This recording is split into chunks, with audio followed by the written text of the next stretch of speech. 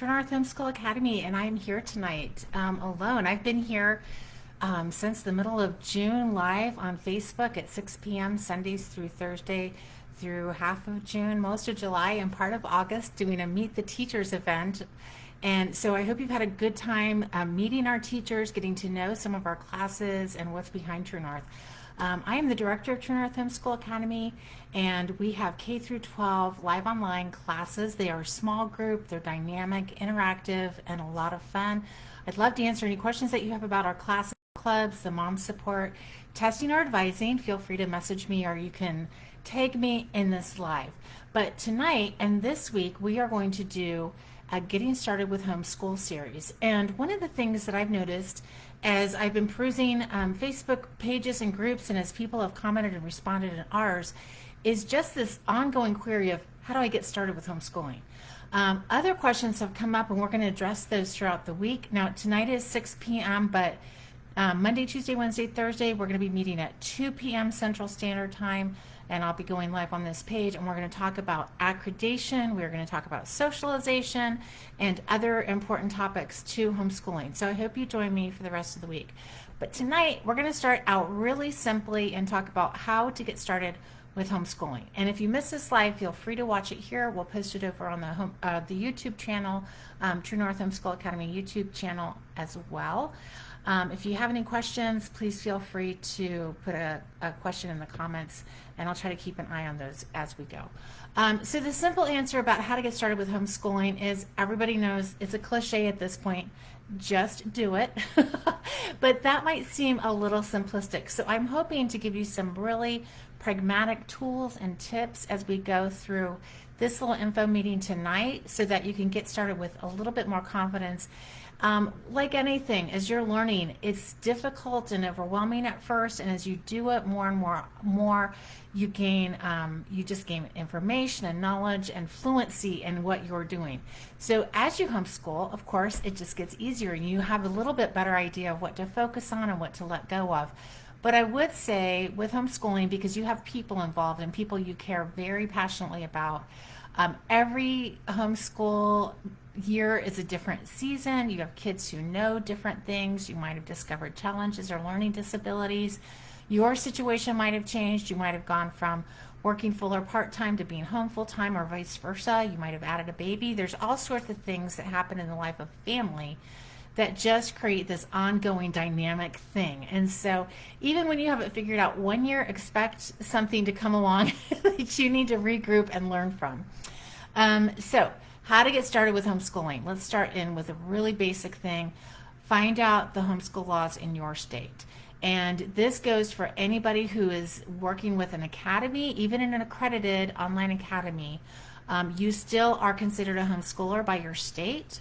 And so you need to contact the state laws, find out the state laws for where you live, and determine what you need to do to make sure that you're legally homeschooling, and so that your students aren't counted as truant, because that can open up a whole can of worms you probably don't want to deal with. So where do you find those homeschool laws? Very easily. You can find them at the True North Homeschool Tribe Facebook group in the Files section, or contact HSLDA. They have this beautiful little state map, and you can click on your state and you can find out the laws and regulations in your state. And every state has different regulations. It is absolutely legal to homeschool in all states. So don't worry about that. Legally, you're fine. But do you need to submit an intent to homeschool? Do you need to submit a portfolio at the end of the year? It's important to know that at the beginning of the year, so that you don't scramble and stress yourself out at the end of the year, if you can be gathering information and items throughout the year. So just check that first. Secondly, I would say get an action plan for homeschooling. And what do I mean by an action plan? Well, we had a house fire 12 years ago, and one of my biggest takeaways from that house fire was the setup and the cleanup are often just as important as the actual doing. And if you can set up really well the actual doing of the task, whatever that is, if it's drywalling or painting ceilings or whatever, bricking a path or grouting or tiling or anything, if you can set up really well, the task goes so much more smoothly. And I want to encourage you, if you can and you have time and the bandwidth and the brain space and all those things, to set up your homeschooling in a manner that lets you do the actual task of homeschooling really well with as little stress as possible, because homeschooling is a job, and it's a serious job because you are dealing with your kids' hearts, minds, and souls. And so that's some serious stuff, but you want to be able to have fun and enjoy the journey. It's a great way to spend your life and your time, so I'd encourage you to do it. I don't want to scare anybody, but I'm just saying set it up well so that you can really enjoy the journey. And what are some things in my mind? We've homeschooled this 30 years. We homeschooled for 30 years, 5 kids. Our kids are spaced out in age from 3 to 5 years apiece. And so we've homeschooled for a long time. And one of the things that I think is super important is to know why you're homeschooling. Now, a lot of people are homeschooling in the last year and a half because they don't like what's going on in wherever they're at. And I get that. But it is a lot easier to do something and do it well if you have a positive reason for doing it. So even if you are homeschooling in reaction to the situation that you find yourself in or your kids find yourself in, try to come up with something really positive to look to instead of react against. Because when the going gets tough, or your kids don't get something, or you didn't get enough sleep, or everybody is sick, having a good solid why is going to help you get through those tough times. So that is what I mean by decide why you're homeschooling, develop your why, and I call it vision. Develop your vision, and just really the best way to do this is just do a brain dump. Just get a piece of paper and write down all your worries, concerns, hopes, dreams, ideas, frustrations about education or homeschooling. Put them all on a big piece of paper, what your expectations are, and then distill them down into one simple sentence so that you can remind yourself. It's important that we testify to ourselves in life, because the world is just, it's tough and it's hard, and we're going through some tough times even now as a country. And so we need to just remind ourselves the important things, what it is we're doing, why are we sacrificing, and all those kind of things. And the why is your big picture. I would distill it down to one sentence and memorize it or put it where you can see it. My why for education is pretty straightforward. I wish I was brilliant enough to have come up with this myself. I didn't. It's from Will and Ariel Durant, who are brilliant historians of the last century. And they said education is the transmission of knowledge. Education is the transmission of culture. And that really resonated with me. As a Christian homeschooler, I want to transmit a culture of Christ to my family, to my kids, to the people that we meet.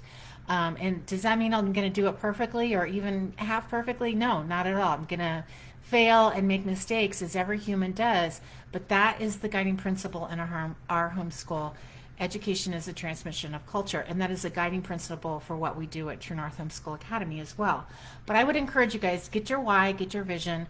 Habakkuk 2:2 says, write the vision and make it plain, and that is a good word for all of us. So get your vision, and secondly, determine your mission for the year. And how is mission different than vision?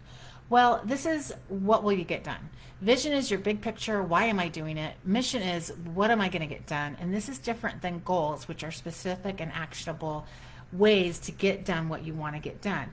I would say for each of your students, write down physical, mental, social, and academic, and then take that into account, the big picture, such as you want to enjoy nature more this year, or you want to develop fluency in writing or in reading, or you want to really understand the modern era, history and timeline and that kind of thing.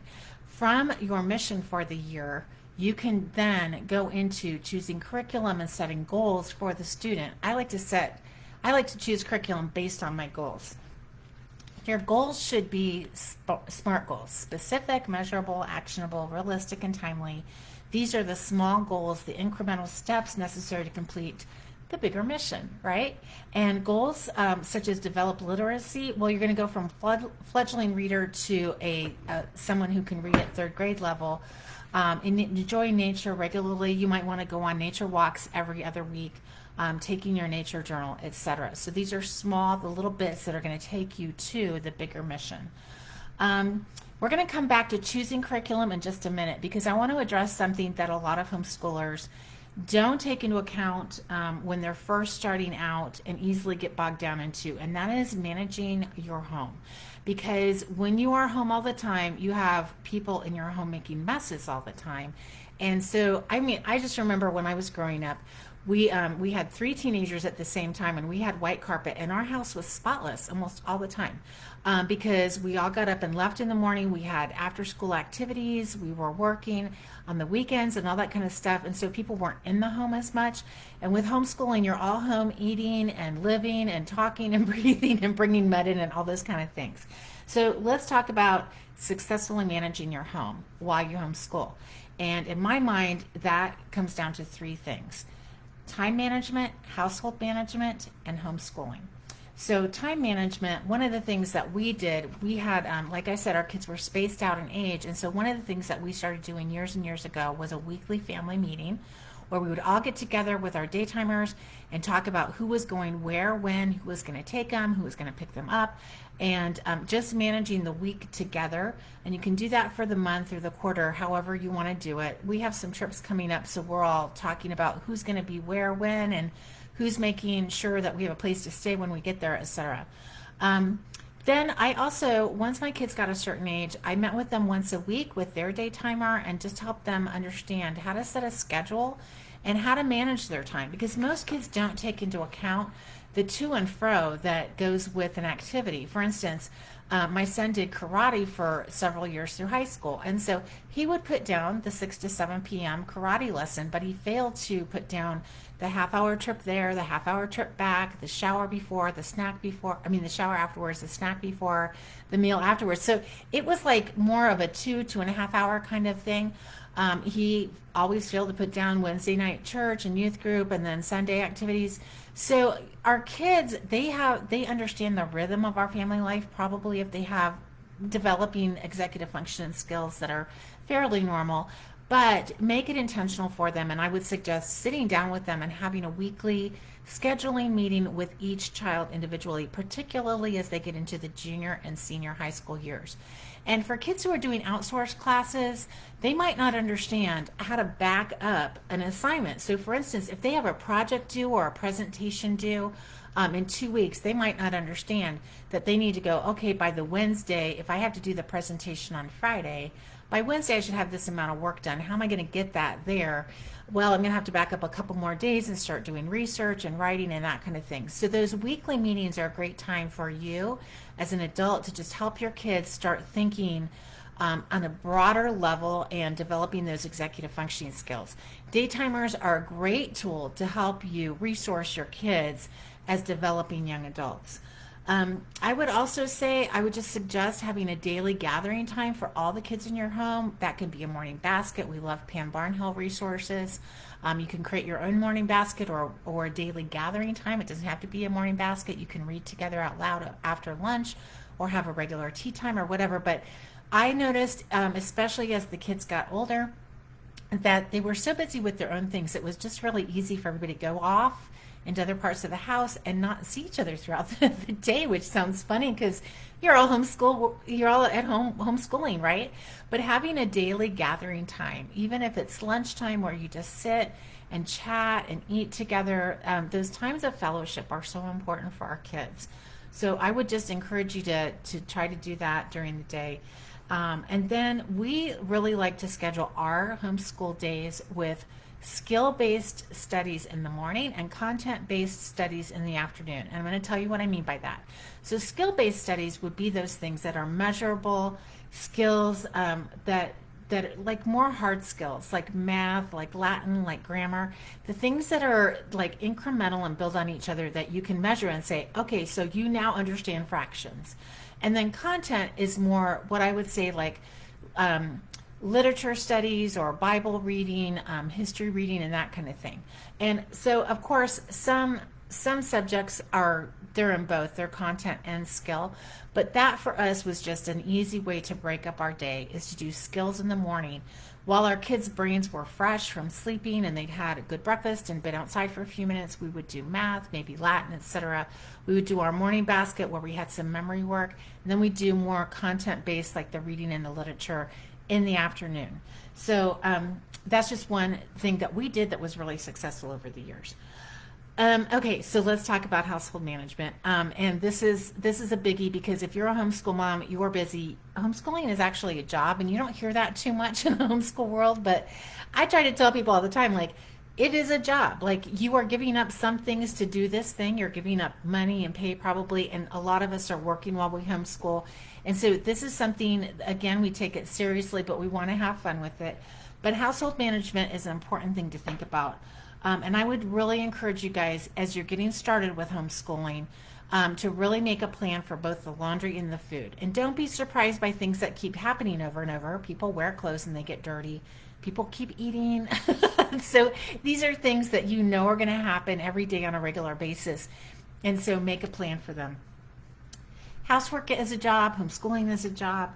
A lot of us, again, are working vocationally. That's a job. And so just having some simple things to do that help us get through the day without just, losing it over the unfolded laundry on the couch is going to be super helpful. I would say just make a simple, doable plan for laundry and food.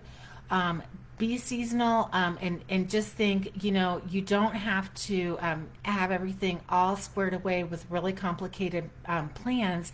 You can have a really simple plan of action to start with, and I would encourage you to do that. So plan your food and laundry so that it's simple and doable.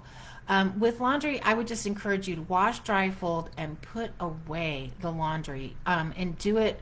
I like batching things. We would change around the washing and the drying, but then we would all fold on one day and put it away right then. Because there's nothing more depressing really than having a whole bunch of laundry on your couch forever. You end up rewashing clothes, and it just makes your whole home feel kind of messy. So I'd really encourage you, even your little guys, if they're toddling about, they can walk a little small load over to the, put the kitchen towels away or whatever. And then dress simply. Your kids don't need a ton of t-shirts and jeans. They just need a couple outfits, honestly, and that really is going to save on laundry. The year after our house fire, we lost probably 90% of what we owned, and there was some real heartache in there. I don't want to say it was the best thing that ever happened to us, because I'm not saying it was easy. Let me just put that out there. But the year after our house fire, we had so few things. It was so simple to clean up, to put things away, to get ready for the next day, because we had few items and few possessions. And I'm not advocating for KonMari. I mean, it's really nice to have a nice homey house where you have a lot of whatever it is that makes your home comfortable. But I am saying less can be more, especially when you have a lot of littles and you're doing a lot of things. So just consider that. You can simplify your clothing when you're homeschooling, because you're probably not going out quite as much. You're not keeping up with people at school quite as much, etc. And then for shopping for food, I would say do once a month bulk shopping, and then smaller bulk shopping trips throughout the month as needed. But I like batch cooking. My husband doesn't really like once a month cooking, though we did try that. But I like batch cooking, so batching taco meat or meatballs or cutting your veggies for the week or whatever it is that you can do ahead of time to simplify the meals. And then, like, wearing the same clothes on a regular thing, eat the same foods on a regular thing. That's what a lot of the people who get a lot of things done do, is they just really simplify the main tasks that they do over and over. Have the same basic menu for breakfast, lunch, and dinner. And of course, you want to have regular, fun, celebratory times. We had friends over for dinner last night and made this, a lot of veggies and fruits and fish, and it was really fun. But that's not our regular routine. So try to get a routine that's really simple. We do soup quite a bit because you can throw in leftovers, and it's satisfying. Everybody likes it. Okay, so I would just say, if you're going to get started with homeschooling, make a plan for laundry, make a plan for meals. It'll simplify everything. And then clean your kitchen, because honestly, it's the same as with the laundry. If your kitchen is messy and dirty, it just feels like your house is messy and dirty. So train your kids young, work as a team, play music, dance, have fun, but get those tasks done so they're not staring you in the face, making you feel guilty and like your house is a mess all the time. Okay, so I'm going to go back to choosing curriculum now. And before you even look at curriculum, I would really encourage you to, again, write down your mission and your goals for each student, and then determine what subjects those goals fall into. So I don't choose curriculum first. I choose the mission for the kids, then I create goals for the kids, and then I decide what subjects those goals fall into, and then I choose curriculum. So for instance, if I want, like, read for fluency falls into English, what grade level are they at? choose from there. And I would encourage everybody who's just getting started with homeschooling, and this is a paradigm shift from public school. Even if you plan on having your kids go back to school, don't get so hung up on grade level. Think in level. I mean, don't get so hung up on grades. Think in terms of levels and skill levels. So just like with foreign language, that's an easy one to pick because everybody has to learn the grammar of the language and the vocabulary of the language.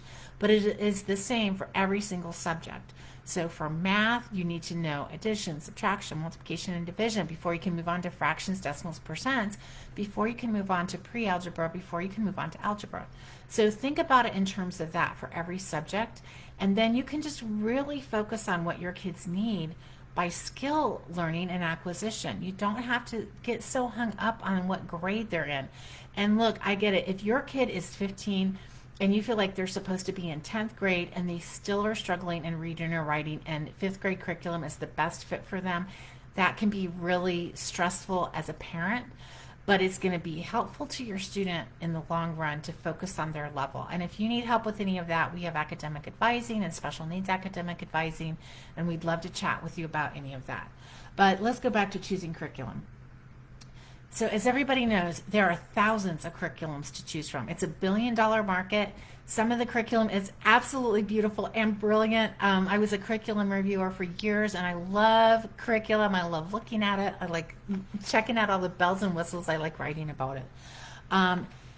But for my own self, I choose very simple curriculum based on our educational pedagogy that allows for bunny trails. So I try to pick open and go curriculum that has all the basics embedded into it, but that is also really easy to just go off on areas that we really want to discover and look at.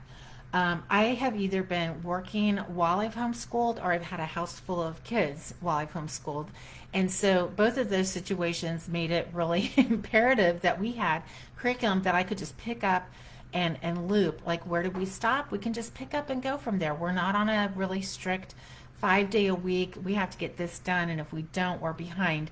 That puts a lot of pressure on you as a homeschool mom, and it can be really stressful. And if you're homeschooling a bunch of kids and working and doing all the things, you don't need that extra stress. So that's my 2 cents worth. Pick open and go curriculum that you can loop around and that works for your family. I like curriculum that is not confusing. I don't have a lot of time to learn a whole new system. So for instance, we were talking about this in the Moms Coffee and Chat on Saturday. I love Alpha Phonics. It is a straightforward open and go curriculum that is going to teach your kids how to read with excellence, and it's going to take them from non-reader to 3rd grade probably in less than a year. And I've used it for all 5 of my kids, who are all very different learners with great success, and I've taught other kids to learn to read with that program also with great success. So Samuel Blumenfeld, who wrote that curriculum, he's an educator and he knows his stuff. I love that kind of curriculum. Personally, I don't like curriculum that is a little bit and this is just me, but I'm just saying it just simplifies my life. So math pages that have Bible sentences or stories on them, to me, that feels a little confusing to me and for the kids. It's not that we can't sort it out, but I know especially for autistic kids, when they have stuff like that on the pages, it can really catch them up and hold them up. And personally, I just think kids like to know that they can get this done and move on to the next thing. They don't want to sit there and go, do I have to read this and memorize it and do the math facts? Like, where does this all end? So that's just me, simple and straightforward. But I find it to be an unnecessary distraction. So I also really have looked for curriculum that is taught by others when the need arises. And the need arises when I'm outside of my area of expertise, or my kids hit a certain level, or they need to know things beyond what I can resource them for. So we have actually hired people to tutor in upper level science and math. We have done online classes for a plethora of subject areas, particularly in foreign language and, again, upper level science and math. Now, I'm a writer. I love teaching writing. That's not an area of need for our family. But if you are not a writer and you're not sure how to grade writing, look, your kids are not going to learn how to do really exceptional writing unless there's a really solid feedback loop. And that means if they turn in writing to a teacher and the teacher writes nice job without saying, you did great here. This is what you need to work on. You don't have a good feedback loop. Okay. So if you're not sure what that feedback loop looks like, then that might be a good time to hire out for English and literature. Outsourcing is a beautiful thing, and there's never been a better time to homeschool. It's a billion-dollar market, like I said before, and there are so many resources that are just so fun and really super effective. So outsource for the win as a homeschooler. You don't have to do everything yourself, okay? And again, outsource classes you don't feel equipped to teach, like foreign language, plus those you don't have the time or energy to handle. You can homeschool, everybody says this, you can homeschool with the library card. Now, in my area, some of the libraries have gone to basically computer rooms. There's not a lot of books in them. So unless you have interlibrary loan, I'm not sure that that's completely the case anymore, to be honest with you. But you want to consider that homeschooling well is going to take either time or money. And so if you don't have the time to teach, you might want to put money towards that subject area, or you're going to have to learn it yourself if you don't already know it. And there's no better way to learn than homeschool your kids. I've learned so many subjects and so many fascinating things because we've homeschooled. So there's a lot of value in that as well. But really take into account that homeschooling can look like whatever you need it to look like. It doesn't have to be like traditional school. It also doesn't have to be what you think might be traditional homeschool. It can be really unique. It can be what you want it to be. So for instance, the last several years, my kids have done co-ops and class days at the same time. They've done online classes. They've done self-paced classes. We have done tutoring, all at the same time because I've been working, and we've done morning baskets together. So you can resource yourself as broadly and deeply as you want. You can bring in experts. You can do so many really cool things. And with OpenCourseWare, the sky's the limit. There are so many free, amazing resources for homeschoolers right now. Okay, curriculum planning. Keep it simple. I always say start with the core four. That's English, science, math, and history. If you are really just plastered for time, space, and money, keep it to math and English. You can do a lot with a lot of reading, a lot of great reading, but your kids are going to need to know math and number literacy, as well as how to read and how to understand how to read and write. I really think curriculum does matter. Somebody said a couple years ago, it doesn't matter what curriculum you use. It doesn't matter what educational pedagogy you use. I differ with that. I think it does matter. I think there is better pedagogy and there's better curriculum than others. You might not know what pedagogy means or that it's important, but I guarantee you do have an understanding of what good educational pedagogy, how to teach and what to teach. You probably have that in mind without knowing specifically what it is maybe. But there are better curriculums than others. So I would encourage you to do a little bit of investigative reporting on the kind of curriculum that you want to use. But I would say follow a typical course of study. And again, that's math and English. Of course, start with those two for sure. If you can't get to anything else, you're in good shape with those two. But then I would really encourage you to add science and history. And then beyond that, foreign language and electives such as, well, in our home, Bible is an important part of what we do as the core. But Bible, humanities, art and music, PE, etc., etc. So I'm going to link a typical course of study for senior high and junior high to this live, as well as a couple of other blog posts that we've written. A typical course of study for math and English. For math, you want your kids to gain number literacy, and you want to start with addition and subtraction, move on to multiplication and division, decimals, numbers, and percents, pre-algebra, algebra, geometry, and algebra 2, and then pre-calc and trig calculus if they get there. That is a typical course of study for math. For English, you want to make sure that your kids can read with fluency. Now, your kids can be functionally illiterate if they can read at like a 5th grade level, but you want them to get beyond that. You want them to be able to sight read and sound out words. You want them to have a developing vocabulary. You want them to be able to read out loud with fluency and read for understanding. You want them to be able to write simple sentences moving into paragraphs, and then a 3-paragraph and 5-paragraph essay. Finally, into short stories and novels if they have that interest, creative writing, and research papers. So that's the beginning of a typical course of study right there.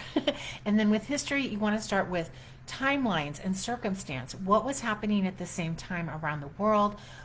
What is the great timeline of human history? Where am I at it? Where am I in that? And what does that mean for where I live right now? And then science is really the study of exploration and the scientific method. Of course, we love logic at True North Homeschool Academy, and so there's so many other electives that you can bring in after that. Okay, I think I've gone through my notes, and that was a lot longer than I thought it would be. But I would love to answer any questions that you have about how to get started with homeschool. It is really not rocket science, and in many ways, you can just get started. Just do it. You're not going to fail your kids. You've already taught them how to dress appropriately and go to the potty and how to eat with utensils and all those important things. You've already taught them great things like compassion and how to take care of a puppy and how to treat their siblings and all those kind of things. So you have what it takes to be a fantastic homeschool parent. And if you need any help or support, that is what we love to do at True North Homeschool Academy, is come alongside fellow homeschoolers and provide resources and support for you.